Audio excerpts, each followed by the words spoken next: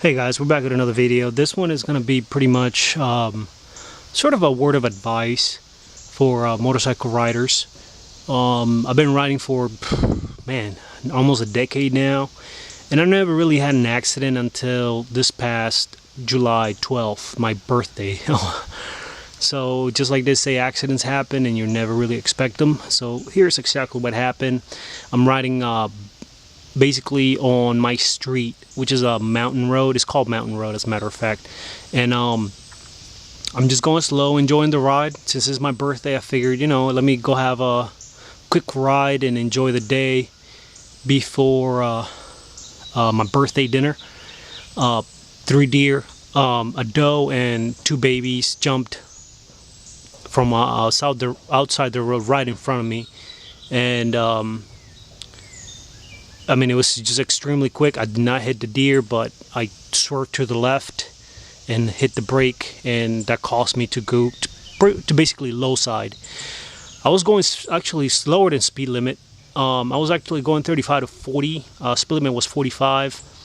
But even then, the motorcycle went off the road onto outside the road, and it was all gravel, which caused all of this damage. Right there.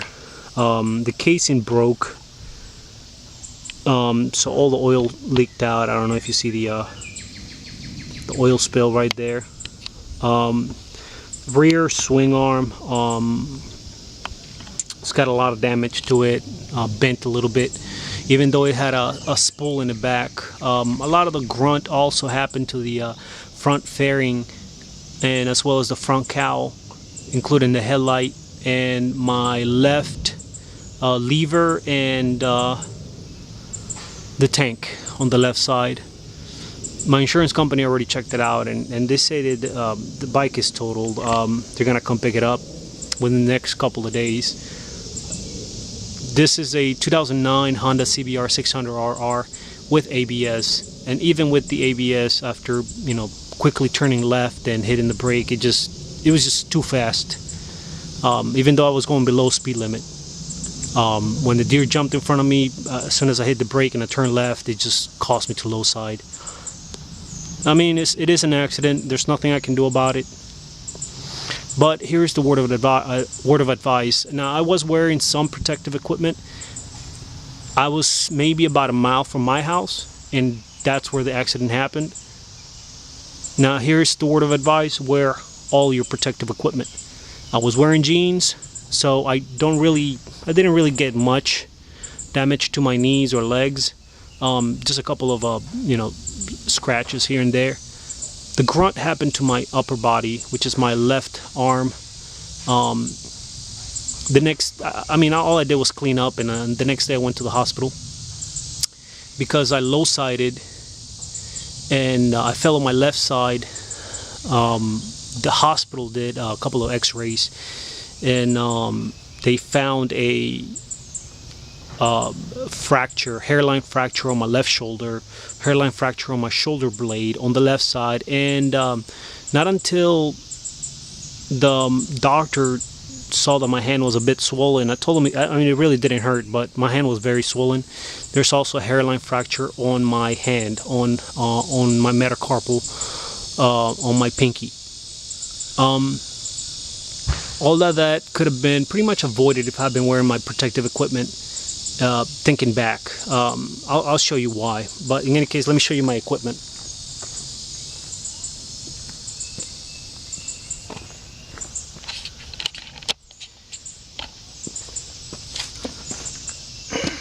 Alright, this is my helmet.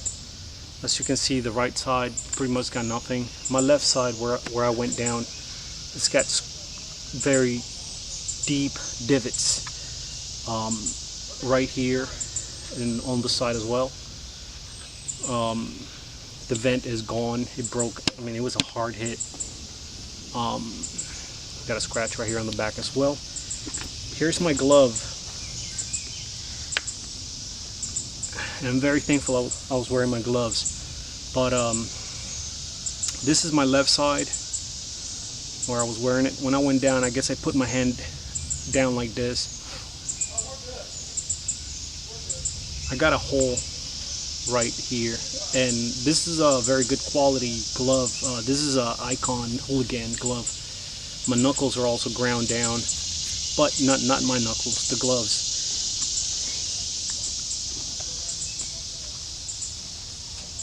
Here's my right side. I have my knuckles are also ground down, all the way on the front, and right here on the side. As you can see, the leather is ripped, but it never went down to my hands. I healed really fast, by the way, so the doctor was actually very impressed that after 2 weeks, you know, here's my hairline fracture shoulder and my hairline fracture shoulder blade. In my hand, I'm only gonna keep this until Thursday. This just to prevent my hand from moving too much here. Anyways,